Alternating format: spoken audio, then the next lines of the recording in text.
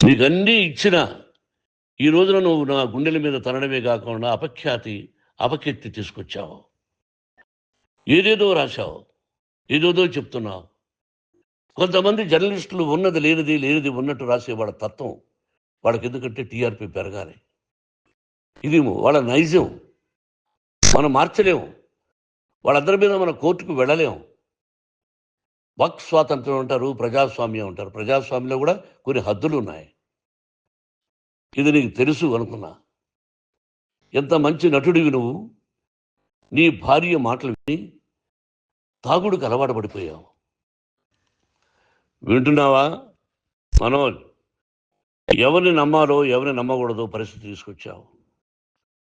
విద్యాలయాలు ఎంత గొప్పవిరా. మనం 25% కులమతాలకు అతీతంగా ఫ్రీ ఎడ్యుకేషన్ ఇస్తున్నాంరా. క్యాస్ట్ అనేది తీసేశాను రా 92లో ప్రాస్పెక్ట్స్లో. నువ్వు చదువుకున్నావురా. అక్కడ చదువుకున్న బిడ్డలు ఐఏఎస్, ఐపీఎస్ అయ్యారా. ఎంతోమంది గొప్పవాళ్ళు అయ్యారా. నువ్వు నటుడుగా ఎంతో గొప్పవాడివి. తాగుడుకు అలవాడబడి నువ్వు నీ భార్య ఇంట్లో బిహేవ్ చేస్తున్న విధానం ఆ భగవంతుడు సర్వేశ్వరుడు తెలుసు. భగవంతుడు చూస్తున్నాడు రా. నేను తప్పు చేసినా, నువ్వు తప్పు చేసినా, ఎవరు తప్పు చేసినా. ఎంత అవకాశం ఇచ్చావు మాట్లాడుకునేదానికి అందరికీ. ఇన్ని సంవత్సరాల్లో మన విద్యాలయాల్లో ఒక్క తల్లి కానీ ఒక తండ్రి కానీ ఏమైనా చెప్పారా? ఆ బిడ్డలు మన బిడ్డలు రా. మీరెంతో నాకు అక్కడ ఉన్నవాడు కూడా నా కూతుర్లు, నా కుమారులు. ఎంతమందికి ఫ్రీ ఎడ్యుకేషన్ ఇస్తున్నావు. వాడి దగ్గర ఏది ఆశించలా. నువ్వు ఎందుకు ఇలా తయారైపోయావు? ఎందుకు ఇంట్లో ఉండే పని వాళ్ళందరినీ కొడుతున్నావు? పనివాడు వాడు పని చేసుకోవడానికి మన ఇంటికి వచ్చాడు రా. ఆ పనివాడిని కొట్టడం చాలా మహాపాపంరా. నేను వేరురా. నేను దండించడం వేరురా. నేను ఎవరిని ఆ చిన్న చిన్న వాళ్ళని కొట్టి ఇచ్చేసి చేయలేదురా.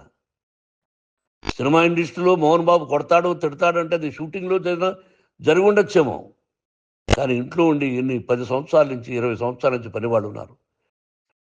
నేను ఇంట్లో లేని సమయంలో వాళ్ళందరినీ కొట్టి వాళ్ళ ఫోన్ లాక్కొని ఒకడైతే చచ్చిపోవాలి, వాడు పోలీస్ కంప్లైంట్ ఇచ్చి ఉండొచ్చు. నేను వద్దు అని వాడిని బతిమాలాడు. పోలీస్ కంప్లైంట్ కూడా ఇవ్వలా.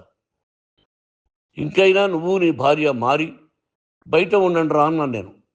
లేదు డాడీ, తప్పు చేయలేని ఒకసారి వచ్చావు, మళ్ళీ తప్పు చేశావు, మళ్ళీ వెళ్ళావు, మళ్ళీ ఈసారి తప్పు చేయనన్నావు. ఏమండి వీడు తప్పు చేయడం అని మీ అమ్మ చెప్పింది. ఇంట్లో పెట్టుకున్నా. మళ్ళీ నువ్వు చేస్తున్నది, ప్రతిరోజు నువ్వు తాగుతున్న విధానం నీకే తెలుసు. ఇది ప్రజలు నమ్ముతారా లేదా అనవసరం నాకు. నేను నీకు చెప్తున్నా, ఇంతటితో ఫుల్ స్టాప్ పెట్టాలి. 3 రోజుల నుంచి రకరకాలుగా రాస్తున్నప్పుడు నా మనసు ఆవేదనతో ఉంది. మళ్ళీ చెప్తున్నా, Mohan Babu university is greater than temples. Greater than temples. బిడ్డలను కాలేజీలో చేర్చుకునే ముందు చెప్తారు, అన్నయ్య ఎంత ఉంది యూనివర్సిటీ రూల్స్, ఇది మా పద్ధతి, మీకు ఇష్టమైతే చేర్చండి. గవర్నమెంట్ బిడ్డలని గవర్నమెంట్ ఏమి ఇస్తుందో ఇంత పర్సంటేజీ, వాళ్ళకు కూడా మీ దగ్గర ఎందుకు డబ్బు తీసుకుంటున్నామంటే దానికి అర్థం పరమార్థం చెప్పాము. దొంగతనంగా తీసుకోలేదు, ప్రతి దానికి చెక్కులు ఉన్నాయి, అది అకౌంట్ ఉంది. దానిలో తప్పులు జరిగితే డిపార్ట్మెంట్ ఉంది. కాలేజీలో ఇంకేమైనా తప్పు జరిగితే గవర్నమెంట్ ఉంది. ఇవన్నీ నీకు తెలుసు. ఈ రోజున ప్రపంచంలోనే నెంబర్ 1గా చేయాలని మీ అన్న కష్టపడి ఇతర దేశాల్లో నెంబర్ 1 యూనివర్సిటీ టైఅప్ చేశాడు. ఈ రోజు నువ్వు చేసిన విధానం ఏమిటి? నువ్వే ఒకప్పుడు నాకు ఇవి ఏమొద్దు, నేను యాక్టింగ్ అన్నావు. ఈ రోజున ఏం చేస్తున్నావు? విద్యాలయాల మీద పడ్డావు. తల్లిదండ్రులు చాలా గొప్పవాళ్ళు రా. కొంతమందికి డబ్బు కట్టలేకపోవచ్చు, కట్టని వాళ్ళకు కొంత సహాయం చేసావు. అంతా సహాయం చేయలేము. బ్యాంకుల్లో డబ్బు కట్టాలి, లెక్చరర్స్కి డబ్బులు ఇవ్వాలి, యూనివర్సిటీ బ్రహ్మాండంగా నడపాలంటే మంచి లెక్చరర్స్ కావాలి.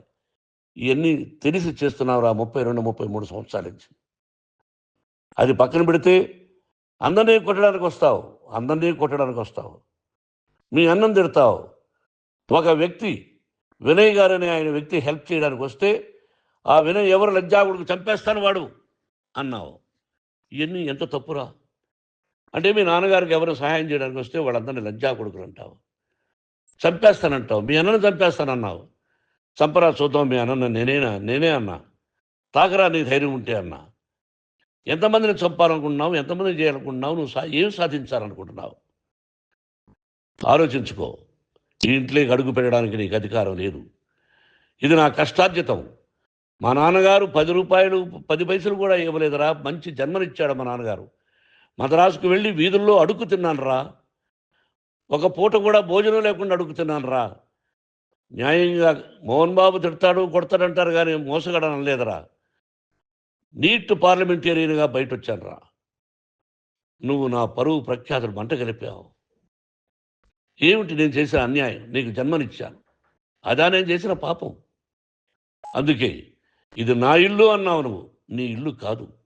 నీ కష్టార్జితంతో నువ్వు సంపాదించుకున్న ఇల్లు నీది. ఇది నా డబ్బు, నా కష్టార్జితం. నా కష్టార్జితంలో నేను పిలిస్తేనే మీరు ఇంట్లోకి రావాలి. అటువంటిది పోగొట్టుకున్నావు నువ్వు.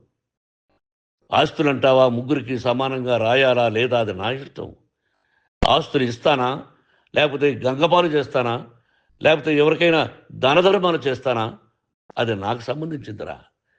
నా కష్టార్జితం రా. మీరు చేస్తున్న విధానం గుణగణాలు కావాలరా. మందు తాగచ్చురా. ఎంత తాగాలి? నేను కూడా 1 or 2 పెగ్స్ తీసుకుంటా. ఇది తప్పు కాదు, జనానికి తెలియాలి. నా డబ్బు ఇది.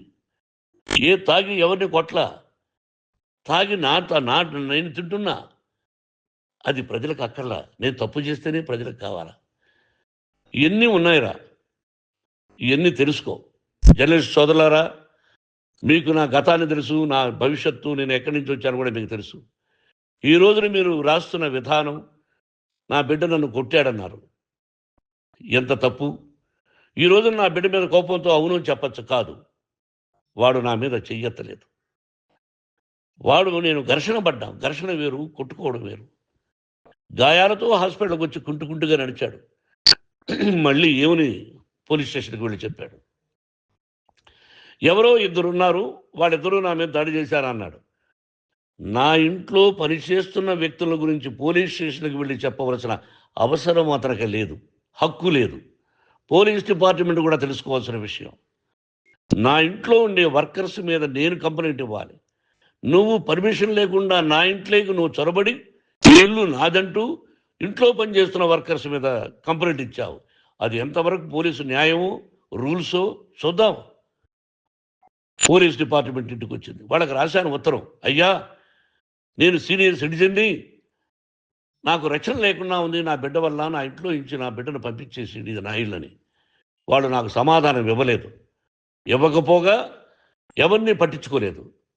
ఇప్పుడు పోలీసు వాళ్ళు వచ్చి ఏమండి రూల్స్ ప్రకారం నా బిడ్డ ఇంట్లోకి రాకూడదంటే మాకు హయ్యర్ డిపార్ట్మెంట్, హయ్యర్ అథారిటీ వాళ్ళు ఫోన్ చేశారు, మీరు ఎవరిని స్టాప్ చేయొద్దండి, బయట నుంచి ఎవరైనా వస్తే వాళ్ళని స్టాప్ చేయండి అన్నారు. 2 రోజుల నుంచి 10 మంది 20 మంది వస్తున్నారు. వాళ్ళు అలా చూస్తూ నిలబడ్డారు. వాళ్ళు ఫోటోలు తీసుకున్నారు, వాళ్ళ మీద మళ్ళీ వదిలేస్తున్నారు. ఎవరిని నిందించాలి? But I give respect to the police department. వాళ్ళకి ఏ అధికారి ఫోన్ చేశాడో, ఆ అధికారికి ఏ పొలిటీషియన్ చేశాడో అది వాళ్ళకే వదిలేస్తున్నా. కాబట్టి వాళ్ళు పోలీస్ కంప్లైంట్ ఇచ్చినా కూడా మేము సంబంధం లేదని అంటున్నారు. కాబట్టి నేను నా బిడ్డను నిన్ను నాపు చేస్తున్నా. నువ్వు ఇంట్లోకి వచ్చే అధికారం నీకు లేదు. నువ్వు వచ్చి నీ బిడ్డను తీసుకెళ్ళు. సంతోషం. నువ్వు రాలేదు, నీ బిడ్డను జాగ్రత్తగానే చూసుకుంటావు. Take care your daughter, that's all. మీ అమ్మ హాస్పిటల్లో అడ్మిట్ అయింది. రేపో ఎల్లుండో మీ అమ్మను పిలిపించి బాగైన తర్వాత ఇదిగో నువ్వు నీ కొడుకు బిడ్డను తీసుకెళ్ళి వాడికి అప్పచెప్పని చెప్తాను పోలీసు వాళ్ళ ఆధ్వర్యంలో. ఇది 100% జర్నలిస్టు సోదరులారా, పులి స్టాప్ పెట్టండి. మీకు కుటుంబాలు ఉన్నాయి, మీ యజమానులకు కుటుంబాలు ఉన్నాయి. మీ కుటుంబాల విషయాలు, మీ యజమానుల కుటుంబాల విషయాలు మేము ఎవరు జోక్యం చేసుకోరా. మేము నటీనటులం. మాది తప్పుంటే నటుడుగా నన్ను ఫెయిల్యూర్ అని రాయండి, నా నటన బాగలేకపోతే రాయండి. బట్ ఇంటి లోపల సందులో నుంచి చూస్తూ తప్పు చేస్తున్నామని ఉన్నది లేనిది ఉన్నట్టు రాయకండి. మీకు నా హృదయపూర్వక నమస్కారాలు. ఇన్ని రోజులు హృదయపూర్వకంగా ఎంకరేజ్మెంట్ చేశారు. ఆ ఎంకరేజ్మెంట్కు నమస్కారం చేసుకుంటూ I love you all. I love you police department. మీరు న్యాయంగా ధర్మంగా నడుచుకోండి, ఎవరికి తొత్తుల్లాగా ఉండొద్దండి అని మనవి చేసుకుంటూ నేను సెలవు తీసుకుంటాను. Thank you very much for all the journalist. ఇక్కడ ఫుల్ స్టాప్ పెట్టండి.